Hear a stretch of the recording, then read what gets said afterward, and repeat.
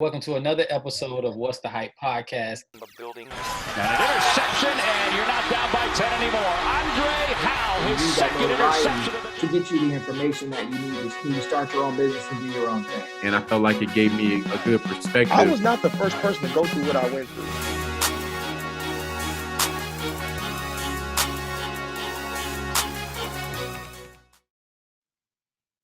Welcome to another episode of What's the Hype podcast. I'm your host, Jeff Pope, aka the Pod Disciple.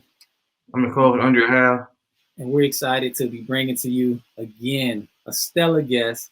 I mean, when I start to read off these credentials, I believe this is something that we have yet to see on our platform. So I'm excited. You're talking about a 4-time PGA Minority Collegiate Champion, the 2002 women's medalist at the National Minority Golf Championship, the Bethune-Cookman University Athletic Hall of Fame, Texas Black Sports Hall of Fame, the second ever African-American woman to become a PGA member, the first African-American woman PGA member to serve as general manager of a golf facility. So when I tell you, I'm excited to welcome none other to our podcast, Maulana Dotch. Did I say that right? Yes, you did. Welcome to our podcast. We're so excited to have you. Thank you for joining us. Thank you for the invitation. I'm glad to be here. Happy to be here. Awesome. So our podcast, as we get started, just to tell you a little bit about it, we love to just bring on individuals who have had great success in their profession, in their field of sports. We like to talk about the journey. A lot of times we see the end results or the highlights, but a lot of times the individuals don't know really the sacrifices and some of the ups and downs on their journey. So we love to just kind of bring guests on and talk about their story. So we'll start from the beginning. Just tell us a little bit about where you're from, a little bit about your family and what it was like growing up there. So I am originally from Mobile, Alabama. I have a pretty large family, extended family. I have 3 brothers. And so my dad was a weekend golfer, and that was his thing. He played golf every Sunday morning. And so he was a truck driver at the time and got hurt. And so once he went through physical therapy and, recovery, he started teaching my brothers and I how to play golf. And by this time I was around 11, close to 12. And it was okay in the beginning. It was something we all did together, so it was fun. And we would go to the driving range or the school across the street from our house. And after a while, my dad was like, oh, no, you're going to play golf. And he focused on me.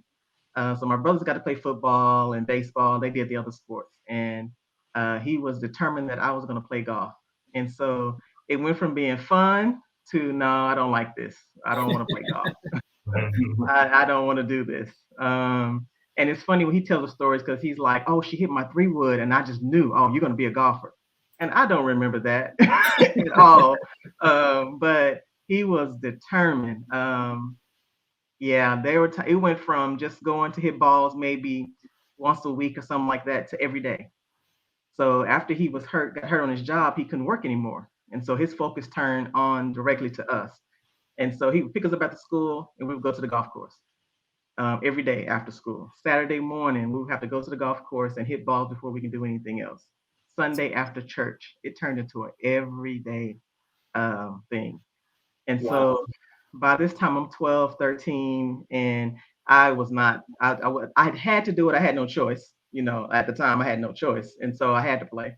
And it was a little difficult, because nobody played golf. That's not something, Black kids did, and so I got picked on at school, everybody talked about, oh, that's golf girl, and my dad would come to the school sometime with my clubs and have me chipping and pitching in the field where the football players would be practicing football, track would be practicing. So they're practicing all the sports and I'm over there chipping balls. And so, of course, everybody's looking at me like, what are you doing? And the next day at school, everybody's like, what was that you was doing over there? And, so that kind of went along with the territory. So when did you first start playing sports? Which sport and who inspired you early on? So really, golf was the first sport I started playing. Before then, I did typical girls, ballet, tap dance, piano. My mom had me in those activities, Girl Scouts. And so, but once my dad, after he went through his physical therapy with, his injury, that's when he focused on golf. my brothers did football growing up all the way through, Little League, but golf was the first sport that I played, the very first one. Did you find any inspiration or like, having to, you wasn't happy, obviously, you felt, kids can be cruel. So just kind of dealing with that whole adjustment. But once you started the process of golf, who inspired you? Who you kind of looked to just as far as you can remember? So really, once I got into high school, now that's a long time. That's 3-4 years later, But once I got into high school, I met a LPGA Tour pro, Michelle McGann. I think I was 15, and I got to go to dinner with her and a couple other junior golfers. And talking to her a little bit, and she was known for she wore the big fancy hats whenever she played in tournaments.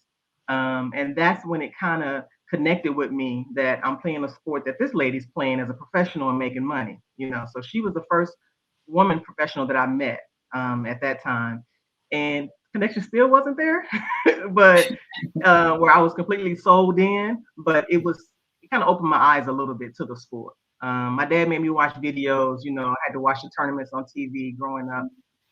But that's when it really kind of was, oh, I've actually met somebody that does play for real. Wow, that's amazing. Yeah, I was 15. Just kind of hearing, the struggle with you connecting with the sport and it being an unpopular sport, especially in our community. So having to kind of deal with just that frustration. But talk to us a little bit about your high school experience. And is it true that you had to play with the boys team? Yeah. So when I made it to high school, they didn't have a girls golf team. They only had a boys team. And I'm 6 feet tall. So by the time I got to high school, I was about 5'10", I guess. And my counselor was like, oh, you're going to play basketball.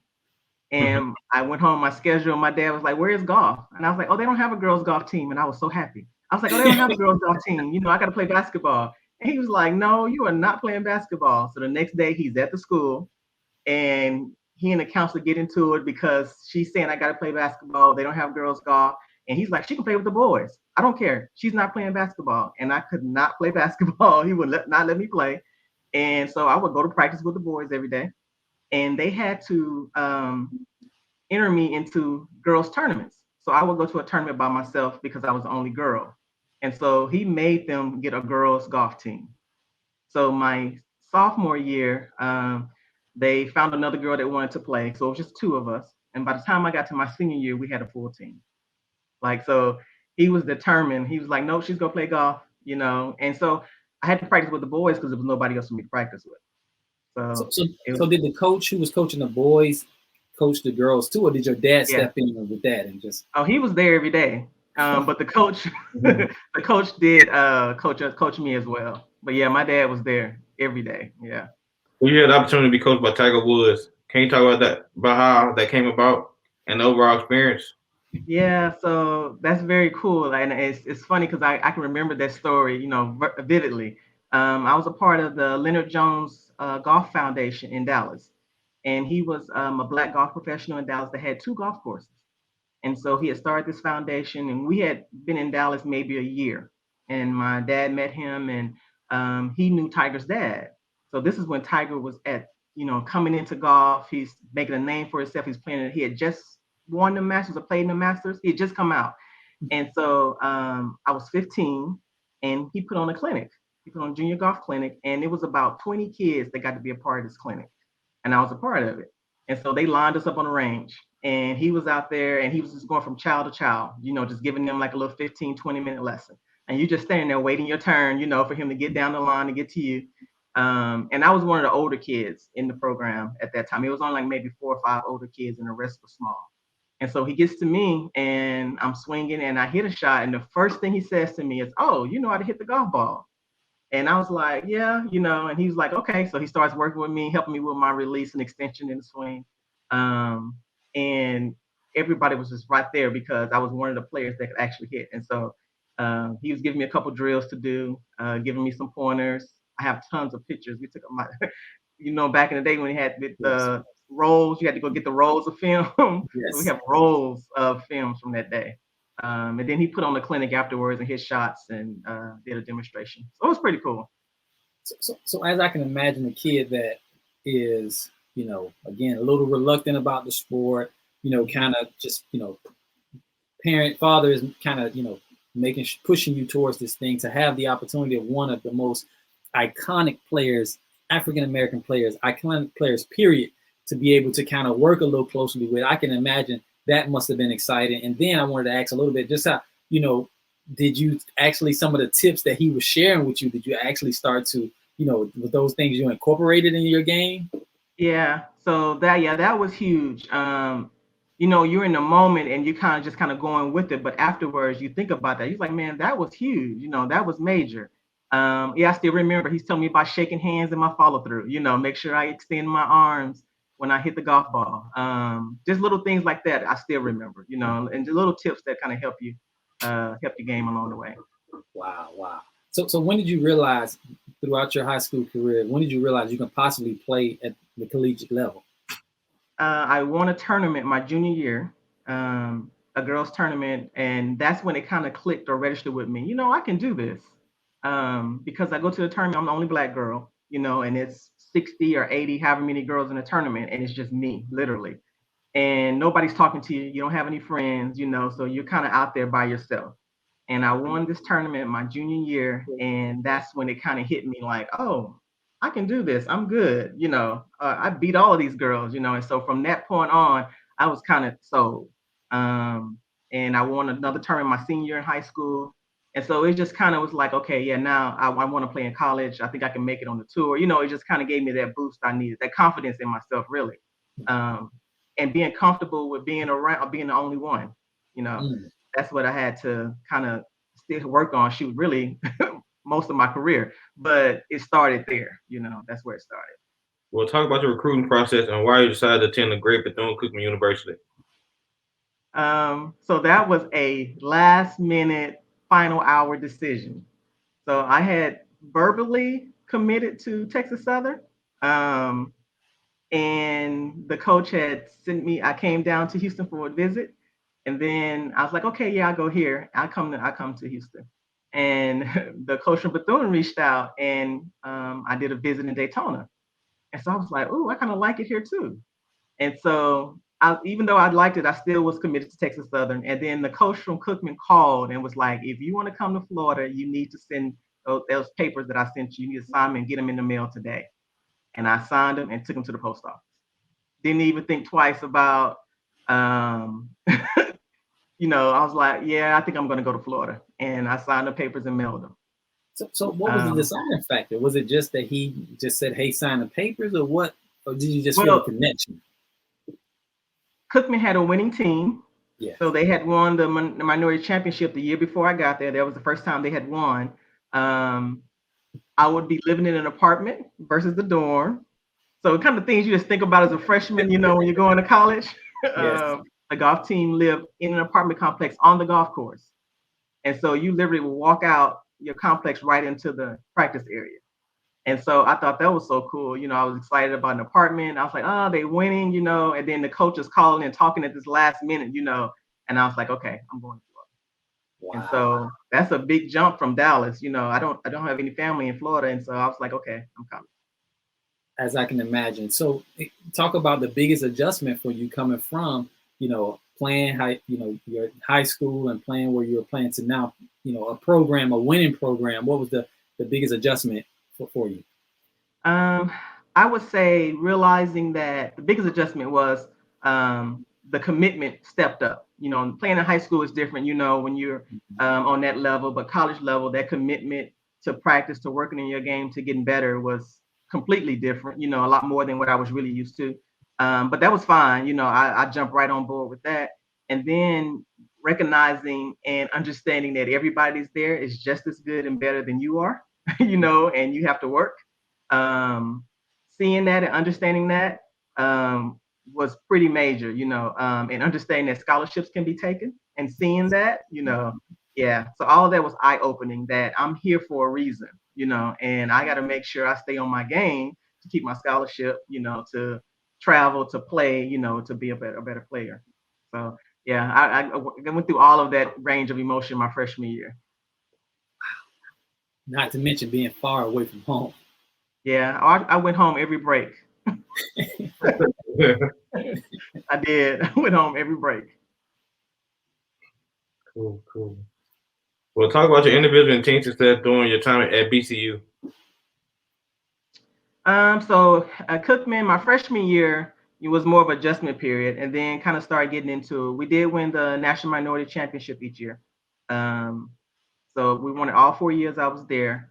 I had a couple top 10. Well, I had a few top 10 finishes, and I had two top 3 finishes, second and a third. And then my senior year is when I won the National Minority in the women's division. And that was pretty cool because it was my senior year. You know, this has been a tournament that Cookman was known for winning in the girls division. And I don't know, it was going into my senior year. I was like, okay, this is it. You know, like this is your last chance. And finishing pretty, in the top during the other years, but it's like this year was it. And it just worked out for me. You know, I played well, stayed positive. I didn't blow up, and I was able to walk away with the win. So what would you attribute to that success in that season? Golf is a sport where you're although you're competing against other people, you're really competing against yourself, as you mentioned, blowing up, or that whole aspect. What can you just what do you think kind of clicked for you during that season to really kind of take you over the top? Well, and I think part of too, I'm realizing that I'm getting ready to graduate. So what's the next step? So getting ready to leave here and preparing for a semester tour, because that's the next thing. If you want to play professionally, you have to get on one of these tours. And so my senior year was a lot more focused on getting my game together, really trying to get over this plateau, with that next step to be able to compete at that level. And just looked at it differently. You gotta, this is your last year. You gotta come in, you gotta give it all you have. The focus is just different. You're really focused on doing your best and not, just having a mediocre year. And I think most athletes can relate to that, because again, it's real. You start to realize that, this is the last go round, and I really have to, my commitment level has to be different. A lot of times, as athletes, that's usually what happens. But as you mentioned, trying to go to, get on tour. So talk about the transitioning after winning and graduating. Where did golf lead you? Yeah, so after I graduated, it's a little bit different now, but they have the semester tour that you can qualify for. And so typically it's in the fall, October. And so when I graduated in April, that summer, you're just working. You're practicing, doing everything you can to get ready for October to play in the qualifier. And so they would take so many places. So it might be 200 girls qualifying, and it's like a 3-day process. And they take the top whatever number, and then they have an alternate list. And my first year playing, I made it top of alternate list. And so I was excited about that because I still got a chance to play. So alternates get to play. You just have to sign up for a tournament, and if it fills up, you're the first one on the wait list. If it doesn't fill up, you automatically in. So that's kind of how the alternate list works. And so, but just getting ready, just preparing for that list, and then trying to make the cut so you can get paid on the weekend. And so there's a lot that goes into that, qualifying, traveling, all the travel expenses that go along with it, tournament expenses. Yeah. Just trying to mentally get ready for that. And honestly, I kind of went into it a little blind, didn't really know what to expect, so it takes a little bit to understand what you have to do, because you have to take it to a whole nother level at this point. Everybody that's playing can shoot what you shoot and better. So you're speaking to, I know for me, speaking for myself, I don't have not the slightest understanding when you talk about just that process. So when you say it's traveling expenses, so are you footing the bill for the travel expenses for the Yeah, so like the qualifying is in Florida and Lakeland, so you would go down to Lakeland and stay for a week, and you'll play in the tournament, and then if you make the tour, they send you the schedule for the year. You figure out which tournaments you want to play in, and then you register for those tournaments. You pay the entry fee. And so like I traveled Michigan, Kansas, Louisiana, Florida, Alabama, wherever the tournaments are, then you have to get to the tournament, stay, whatever, that week that you're there, play, and hopefully you make the cut, because if you make the cut, you get a check.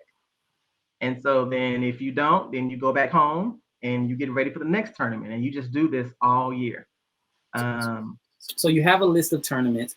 Now, is it different tournaments going on at different times? Because you mentioned trying to get into it or whatever. So it's not like as you think of, like NASCAR. They're everybody's going to a certain race every week, right? But that's not the case with so they may have 20 tournaments listed for the season. It could be more than that. And the top players, the ones that qualify at the top, they play in pretty much all of them. They're gonna play in these tournaments. Everybody else is trying to get in, and if you make it, you try to get into the next tournament. And so you can pick which tournaments you want to try to qualify for or get in and pay the entry fee. And then you just play, and so you just have to stay ready, like the PGA Tour, they're scheduled one right behind the other. And so the top guys have their pick, they decide which one they want to play. So and just, I'm just so intrigued, but in the instance that you make the cut, right? Mm-hmm. What type of, just ballpark, compensation from the last person who make the cut? I know the top person get a pretty nice payday, but like the last person that makes the cut, is it enough to cover travel expenses? What it depends. It really depends on the tournament, the sponsorship of the tournament. That determines the purse. So if it's a big tournament where they have a pretty nice sponsor, then that purse is going to be larger. So the purse could be $25,000, where first place might get $8,000, and then the rest of it is divided amongst everybody that made the cut. Or it could be a $10,000 purse where first place is only $2,000. So it just depends on the tournament and the size to determine the purse. And so it doesn't cover travel expenses every time, but most times they typically try to do that where it covers travel expenses. Dre, I don't know, Dre, are you familiar with this process at all? No, I'm learning right now. I'm learning all this stuff right now. I'm doing this. So like if you look at it on a large scale, so a tournament like the Masters, first place might be $2 million. That person might walk away with $2 million, and they make the cut at 60 players. So that 60th player might make $50,000 or $75,000, whatever it is. It trickles down from that first place getting $2 million all the way down. Wow. So it just depends on the size of the tournament. So you're literally, you're hustling throughout. You're trying to developing through coming up the ranks. You're probably putting out more money than you're probably bringing in. Yeah, I'm saying it takes time. And my process, I went through it for 3 years, didn't make any cuts. And after that third year, I was like, I'm done. Like, it was just a grind, and spending money. I've maxed out credit cards, just covering everything. My parents didn't have the income, they couldn't do it. So this is something I was trying to do. So I footed the bill for it. And so I'm glad you say that. Because do you think that's a reason that a lot of minorities is not kind of pursuing it or like coming through the ranks or coming up through the ranks because of the cost? Yeah, cost is a huge part of it. And I realized too, after I was done and I kind of stepped away for a little bit. So after the 3 years, I went like 2 years and didn't touch a golf club. So I was completely done with the sport for a while. But looking back on it, and kind of getting back into it again and understanding how it works, you have to have a team. So those players that are making it, that they have that support, they have a team. So they have somebody that's helping them financially, somebody that's helping them physically, working on their game, working on their body, staying physically fit, and then mentally, you have to have a mental coach, somebody help you stay focused, that help you, where you don't get out there and have a brain fart or something, on a hole where you get a sick, whatever it is, but they have a team, and you have to have money to have a team. You got to pay these people, to travel with you to do this. You got to have a swing coach, a putting coach, a chipping coach, a mental coach. All of that is involved, and it's a lot of money. And so most kids don't have that. In the beginning, you're by yourself. You're trying to get there, and sponsorships help. If you can get a sponsor, then that'll definitely help cover some of those expenses. Wow. But the access and the money, I know a few people that's playing now. That's doing pretty well. Willie Mack. Willie Mack. He's from Cook. He graduated from Cookman. He played in his first PGA Tour event this year. Yeah, he played well too. And he's from Michigan. And so he's been on the grind ever since he graduated from Cookman. And so I follow Willie because I mean he's doing it, what initially I was trying to set out to do. And so Well, how long do you think it's been for him though to kind of be at this place? I'm not sure exactly when he graduated, 2005, 6, 7, somewhere in there. He was a few years after me, and so it's 2021. He played his first PGA Tour event. So at least 10 years he's been, and he's done other tours. There's the Advocate Tour. The Advocate Tour is a tour for black guys. It's a men's tour that want to play professionally. So you're able to play on this tour to work your way up to that tour. Harold Varner III, that's on the PGA Tour. He came through Advocates Tour. So you just have to get in that avenue and get the support that you need, to get there. And it's a lot. It's rare. It's really rare to kind of have some, like you see some of the young guys, but it's rare to kind of have a relatively young guy, at the top of the game, kind of, having that success early. Yeah. It's nice when you see it though, but it is definitely a grind, and we'll love to see more of us out there playing. But yeah, okay. All right, great. Okay, so 2010, you earned your PGA membership. Can you explain what it is, a PGA membership, and the significance of you receiving it? Yes, so the PGA of America has the PGA of America and the PGA Tour. So the PGA Tour are the guys you see playing golf on TV. They're PGA members as well, but they're playing on the tour. And so I'm in the second half, or the other part of the PGA of America, which are the golf professionals. And so the golf professionals run the golf facilities. So when you go to a golf course, there's going to be a PGA pro there. So your classification is a little bit different. Same membership, but just a little bit different. I'm not a touring pro. So in 2010, I got my membership, and it felt like I went to college all over again. Because there's levels. Yeah, there's levels. So you start at level 1, there's book work, because you basically are learning the business. You're learning the business of golf, how to be able to run an operation, a facility, a golf course. And so it took me about 4 years to get through it. Finally got through it in 2010 and got my membership, and I was the second Black woman to become a PGA member. So the first is Renee Powell. She played on the LPGA Tour. Her dad was a PGA member, William Powell, and he owns his own golf course in Canton, Ohio. So couldn't play at the time. He was not allowed to play on any golf courses because he was Black. So he built his own golf course. And so his family still runs that course today. So she's the owner operator of that golf course. That's her golf course, pretty much, her and her brother. I'm glad you brought her up. Can you talk about, can you kind of talk about what she's meant to you, or, just in general, how closely you know her, but just talk about like what she's meant to you. Oh yeah, I love Miss Renee. So I met her before I got my membership. I was working at the PGA Tour Superstore at the time as a teaching pro, and she had come into the store. And so Buzz, people start talking, oh, Renee Powell's in the store, and I was like, oh, I got to go find her, So found her, introduced myself to her. And she was nice and everything, but I was just working at the store. So years go by. I get my membership and I call her, I'm like, hi, my name is Maulana, just became a PGA member. And she's like, oh, what, really? How come I don't know about you? She kind of would go through all of that, and we exchange information, and she keeps up with me. And that's been 11 years.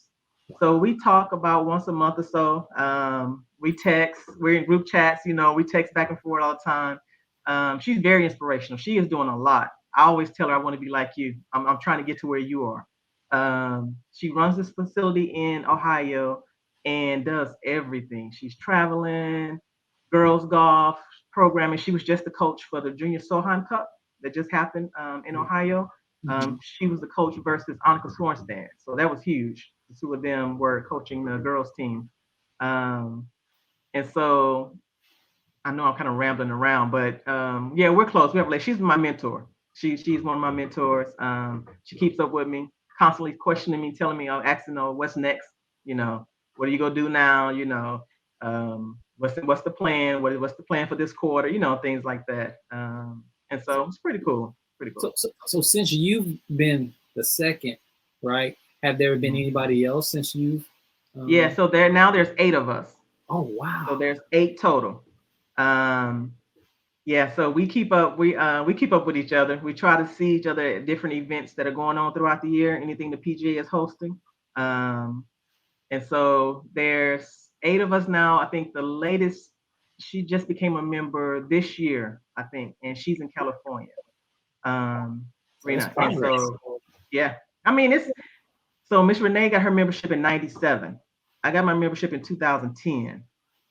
And then I think 12, I think was the next one, 13. So it's coming along. It's somebody every year or so that's getting their membership. And so we try to stay visible. That's our thing. We tell each other, stay visible, talk it up, just try to get more girls involved in the game. Because you just don't know, people just don't know, don't have any idea what it is. And so, yeah, but that's Miss Renee. So golf is a sport that not a lot of play. People look like we don't really play golf like that. So can you talk about how important representation is to get more minorities involved? Yeah, it's very important. So people have to see you. I think that being visible, being seen, and then having that access to the game. It seems like there are a lot more of us playing golf now. Just at the course I'm at, the guys that come through, I call Hermann the beginner course, because there's a lot of people that are just new to the game that come to Hermann. Mm-hmm. And so just seeing, it's a lot more of us that are coming around. I think just being visible is important. So I try to get out the office, go outside, walk along the range, get on the putting green, play, so people can see, and I don't really tell anybody who I am. I kind of let my staff do that a little bit, so they're kind of say, oh, that's the new GM, or that's the manager. I put my bag out with my name. There's a small little picture up, just being visible is important. And so with kids, it is as well too, getting them involved in the game, getting them introduced to the game and playing. So getting introduced to the game is one thing, but you got to keep them active, keep them involved. And so that's a tough one to figure out, how to get exactly more kids or more people involved in the game, because you can get the kids in the game, but if their parents aren't playing, it's hard to keep the kid involved. Right. And then most of the time, if the parents are really playing, the kids aren't really involved because it's like their sport, their game. But trying to tie those two together is really what we need to get more Black people playing golf. So as you say that, because I'm more familiar with the game now, and it started a few years ago, and I'm in my mid-30s. So because I wasn't introduced. It was one guy that I knew had golf clubs in college, and he was my college roommate. And other than that, like what are all these different clubs? And by accident, when he moved back, he left the clubs with me. So after a couple of years, I'm seeing these clubs, like I'm gonna look more into the sport. So I kind of, not as of recent, but there was a period of time I was going to the range, I was playing. But representation, as you mentioned, is everything, because I know for me in sports, being able to see somebody that looked like me playing the game that I aspire to play, or it just gives me the motivation. I once wanted to be a general manager in football. So when I had the opportunity to see a Rick Smith, who was the general manager for the Texans, that in itself inspired me enough to move to Houston, no contacts, no resources, to work my way to get an opportunity to actually work for him. So that representation is everything, because it really can light the fire for someone and really just, send them on a journey of trying to figure it out. Yeah, just to even let you know that it's possible, like this is something that you can actually do, or there's somebody out there that looks like me that's actually doing this, I think it's very important. And I see it a lot differently now, because I feel like I have to come out of this shell, that I've kind of been in, like I have to, I can't just, I got to be vocal and get out. And so things like the podcast that we're doing right now, different interviews, just being out there to make people aware, that they can get into the game of golf, even in the golf industry, and not necessarily work at a golf course. There's tons of things that you can do within the sport, within the industry. And I think that that's going to even open up more doors, because, you get somebody that doesn't play golf and they start working in the industry. Guess what's going to happen? They're going to start playing golf. Exactly. And so I think that's kind of one way too, just to get people to realize what's all involved in the industry, where they can get involved. And I think that'll tie into the question I want to ask you last. But you skimmed over a little bit about being the general manager. Like you are the first to head so kind of talk about like that in itself, like an African American running a golf course, right? Just manage, like talk about that in itself. So definitely something to be proud of. And I guess, it really didn't hit me because I'm so used to being the only one, or doing something that, so it's kind of like, oh, this was the next step in my career. So I'd worked my way up. I got into the golf business as an assistant pro and did that for years. Became a teaching professional, got that experience. Then I got the head pro position in Dallas at a course I was at, and I was there for 12 years. And so general manager is the next step. And so my boss at the time, he said, there's a course in Houston that's looking for a manager. And I was like, really? And he's like, yeah, I think you need to check it out. And so I had no idea. And so I reached out, contacted the guy here and sent him my information, my resume. We did an interview and it went well. And he's like, okay, why don't you come to Houston? Let's interview in person. So I came down, I did the interview and went back. And about a week later, had this offer. And I was like, I am moving to Houston. I was like, okay. And it really started hitting me because it moved pretty quick to me. This was like October going into November. And I'm here in January. And so it kind of happened so fast where I'm like, oh, dang, like I'm the manager of this facility, And so my old boss who I worked for, he grilled me. I was grilling him like, okay, so tell me, what does all entail, and he's like, you'll be fine, but it is different because my responsibility is different. I see like the position I'm in, I have a much greater responsibility, and so I want to make sure I hit that, that I'm reaching that responsibility that's there. Can you just talk about just some kind of overview of what it is that you do as the general manager for a facility? Okay, so basically I am managing the day-to-day operations, everything from budget, staff, maintenance. So that's new for me. Managing the maintenance budget, the maintenance staff, things that happen on the golf course, within the operation, make sure all the way down to that, to make sure everybody shows up for work, like their shift. Making decisions about what's going to happen in the facility. Like today with the weather being bad, are we going to be closed? Are we going to be open? Who do I need to work?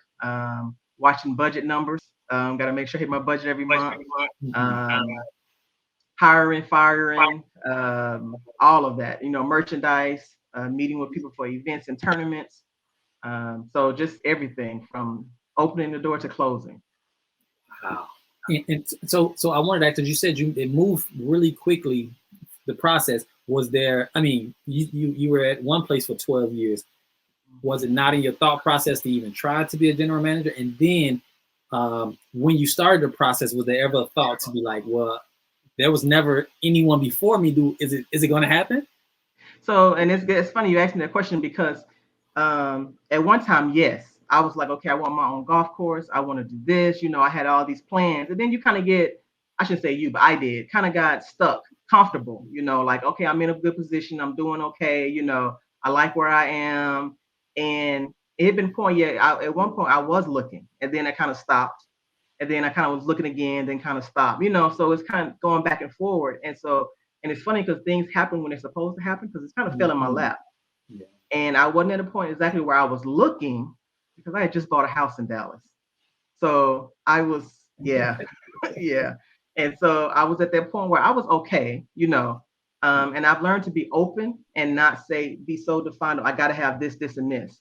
Because I don't want to miss opportunities. Yes. Because I'm so focused on one thing and not being open. But when I heard about the position, I went right for it. I was like, okay, yeah, this is the next step in my career. I can gain this experience, and if I can get my own golf course one day, this would be perfect. Like that's the next step for me, And so I jumped right on it. I was like, didn't think twice about it. Didn't think twice. So tell me how dad feels. Like, oh, excited. He was so happy. I think he's more happy than I was. Oh my goodness. He's been here. He wanted to come to the golf course and see the golf course. They're trying to move to Houston. He's like, we need to just figure out what we're gonna do. I was like, y'all are not moving to Houston. No. But he's proud. And I'm happy to make him proud, you know, because he grew up caddying in golf. He couldn't play. My dad is from Mobile, Alabama, grew up in Mobile in the 50s and the 60s, deep South, you know, so couldn't play golf, you know. He could caddy. And so he always wanted to play and wanted to learn to play, but couldn't. So when he got to the point where he could play, he definitely wanted to make sure we could. And so being in the position I am, I feel like all the work that he's put into me is kind of paying off because this is what he wanted, you know, this is what he wanted for the game. And so that's part of my motivation to keep going, to keep pushing, you know, get as far as I can to do everything I can. That's full circle. That's a full circle moment for sure for him. As we wrap up, I want to just talk about, you know, what's the hope for the future, you know, as we talk about minorities, and how do you plan to contribute just to kind of create more awareness around the game? Yeah, so part of my plan is I always was told, you start with what you have, start with what you know. And so being a Black woman in golf, I'm starting with girls and women. And so that's where my foundation is going to be set. And so for this year, I've been doing girls golf. And it's just a program free to girls to come out and learn the game. We meet twice a month. And we do practice for our first meeting. The second time we meet in a month, I take them on the golf course. So they immediately get onto the golf course. And so that's a little different too with juniors because most kids don't get a chance to go on a golf course. You know, if they do get to the golf course, they get to hit balls a little bit and chip and putt. But I want to get them on the golf course immediately because I want them to become golfers. So the more they're able to get on the golf course, the more they want to play. And so just having the ability to bring a program to that, and it's free of charge. So there's no charge for it. I just want the girls to come. I want them to come and play and learn the game. And from that point on, my plan is to start a foundation to continue with girls golf, but to also just have a way to encourage kids in life, you know, and everything they do, but use the game of golf to do that. And the longer I stay at Hermann, I'll be able to do that through internships, you know, getting them to be able to work at a golf course, because I love the fact that you can get into golf and not necessarily work at a golf course, but just learn the industry. And so whether you are a business major or a designer or, you know, whatever your field is, you can do that in golf. You know, you can work for one of these major companies and design the golf balls or design the golf equipment or the apparel. You know, it's so much within the industry that you can do. And so just want to be able to introduce them to the industry as a whole, and get more kids playing golf and just working in the game, working in the industry. That's so inspiring.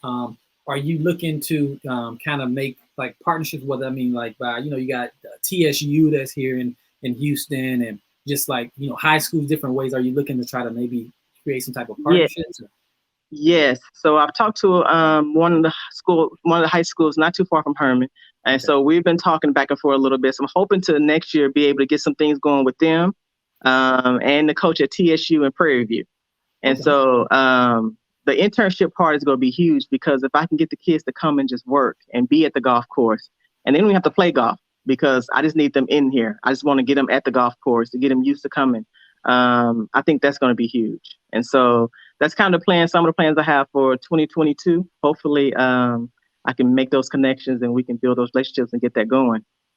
Wow. Well, I'm so excited. Thank you so much for just kind of coming on and educating us a little bit about what it is you do, your journey. I mean, I'm just, again, we met recently and I'm just so inspired about what it is because I don't know, but just kind of the challenges of knowing kind of being the only or the small amount in an industry and trying to make some progress. So however we can support you, I definitely want to be able to do that. Can you tell us, you know, the name of your facility so that, you know, people that might be here watching locally can know where they can go if their women want to get into golf? Yeah, so I am at Hermann Park Golf Course, which is in Medical District off of McGregor Way in Houston. And I'm there pretty much every day. But yeah, I welcome anybody to come out to the course, practice, play, learn the game, take lessons, all of that. If you have any kids, bring them out. We do junior programs other than girls golf as well. So we have something for everybody. We do. So everybody's welcome. Awesome, Dre. We got to get out there, man. We got to get on the course. Definitely. Got to go out and check out her and support her any way we can. Dre, you got any other questions? This is amazing to me. I never seen a person like you before, like playing golf like that. To me, like playing golf is just like for white people. Like just be honest. True. Seeing a black woman doing that, it really encouraged me like to kind of get into it now. Like I really want to get into it now, just because of you, because you doing it. So I really want to get into it. Well, good. Yeah, you should definitely give it a try. Y'all should come to Hermann one day. Call me up and I'll take you out in the range and practice area. Okay, cool. Yeah, definitely. We're going to take you up on our offer. Well, with that being said, again, we've had the pleasure of having you on our podcast. Thanks again for everyone that's tuning in. Make sure you like, subscribe, and share the podcast so that we can make sure that we get this out to as many people as possible. With that being said, it's been another great episode. Can't wait to see you again. Definitely. Thank you all for having me.